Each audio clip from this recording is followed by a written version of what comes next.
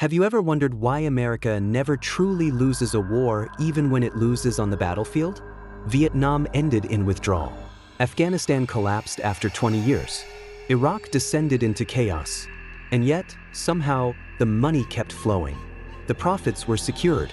The debt kept growing. The system kept expanding.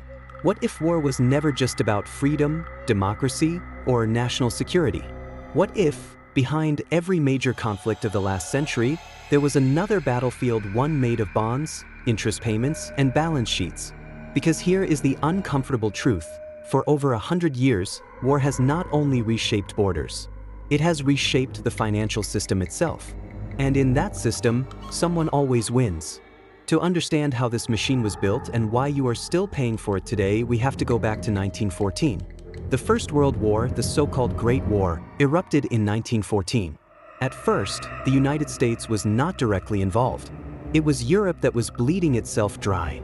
Britain, France, Germany, Austria-Hungary, all locked in a conflict that devoured men and money at a terrifying pace.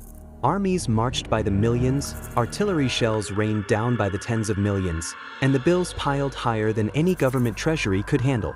And that is where the United States saw its first opportunity. From across the Atlantic, American industry and American banks stepped in as the arsenal and lender of democracy.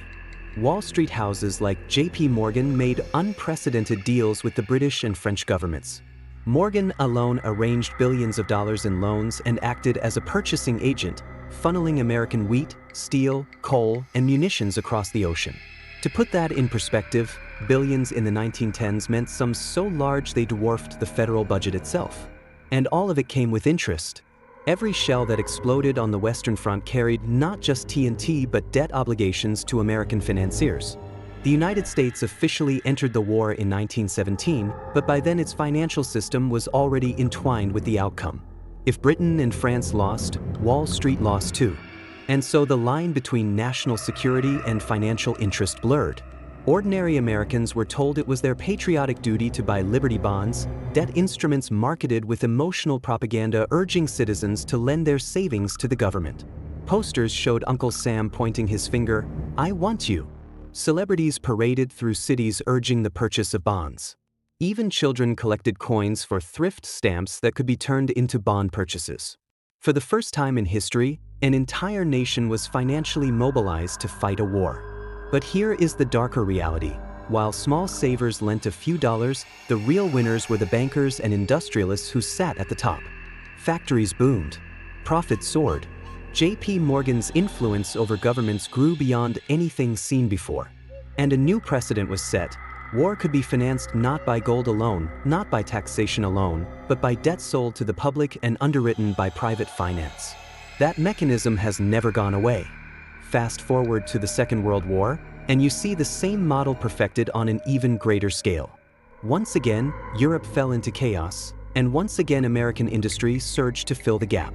Roosevelt declared America would be the arsenal of democracy, and by the time the United States entered the war in December 1941, its factories were already running at full tilt, producing ships, planes, tanks, and munitions at a scale the world had never seen. But the financing machine was also in full motion. The Treasury issued war bonds, and the Federal Reserve backed them. Ordinary citizens, again, were told to invest their savings as an act of patriotism. Over 85 million Americans bought war bonds, raising more than $185 billion. It represented well over half of the total cost of the war. The financial system had learned the formula: package sacrifice as investment and turn citizens into lenders of last resort. Meanwhile, corporations like Boeing, General Motors, and Ford shifted from civilian production to military contracts that guaranteed profits, often regardless of efficiency. The government fronted the money, the factories churned out weapons, and shareholders collected dividends. The link between money and power grew tighter. War was no longer just a tragedy to endure, it was an economic engine. And while the guns thundered, another silent revolution was happening in finance, the end of the gold standard. During the war, the United States suspended the free convertibility of gold to protect its reserves. The dollar was already transforming, not just a claim on gold but a claim backed by the power of the American state, by its industrial output, and by its military might. After 1944, with the Bretton Woods Agreement, this became official. The dollar was crowned as the world's reserve currency. It was a direct result of the war, turning American financial power into global financial dominance. Wars that destroyed Europe enriched and empowered the United States. Every bond sold, every loan issued, every factory retooled laid the foundation for America to emerge not only as a victor on the battlefield but as the financial center of the modern world. The war machine was not just military, it was economic. The Cold War that followed became a financial war as much as a political one. Military spending surged. Entire industries such as aerospace, electronics, and oil were funded by defense budgets that never truly stopped growing.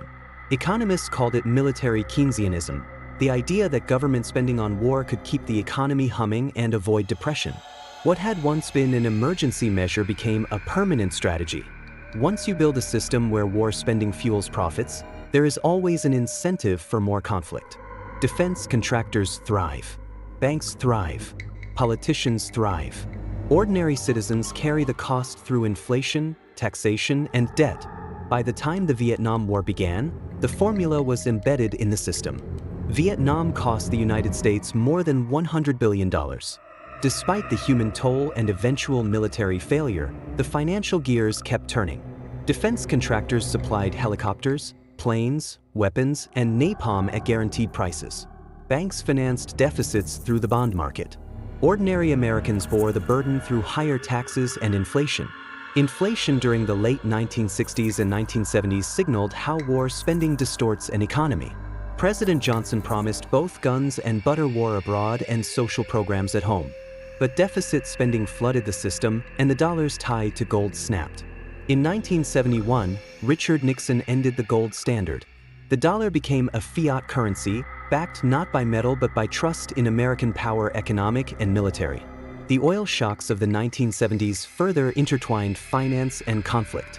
The petrodollar system ensured oil would be priced exclusively in US dollars, keeping America's currency indispensable worldwide. Military presence in the Middle East guaranteed that structure would hold. In 1991, the Gulf War reinforced the model. Though brief militarily, it generated enormous financial gains for defense industries and oil-linked corporations. Precision-guided weapons were showcased live on television. Stock prices surged. War became both battlefield and marketing campaign. After September 11th, the war on terror pushed financialized conflict to unprecedented levels. The wars in Afghanistan and Iraq cost an estimated $6 trillion, including long-term veteran care and interest. Bonds were issued. The Federal Reserve kept rates low. Deficits ballooned into today's national debt. Here lies the irony. America may struggle to win wars politically, but financially, the system rarely loses. Contracts are fulfilled. Loans are repaid. Interest accrues. War becomes profitable regardless of outcome. Today, defense spending exceeds $800 billion annually.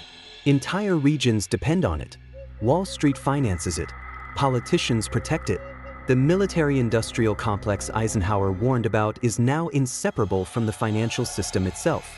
The money in your pocket, the inflation you feel, the taxes deducted from your paycheck all are tied into a system that normalized war as a permanent economic condition. Wars are fought not only on battlefields but in your wallet. The mechanisms perfected in wartime deficit financing, bond issuance, corporate guarantees now operate in peacetime crises as well. The war machine has merged with the financial system. Conflict and crisis are not anomalies. They are features. They create volatility, and volatility creates dependency.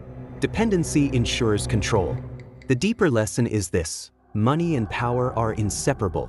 Every major conflict in modern history has been as much about financial opportunity as ideology.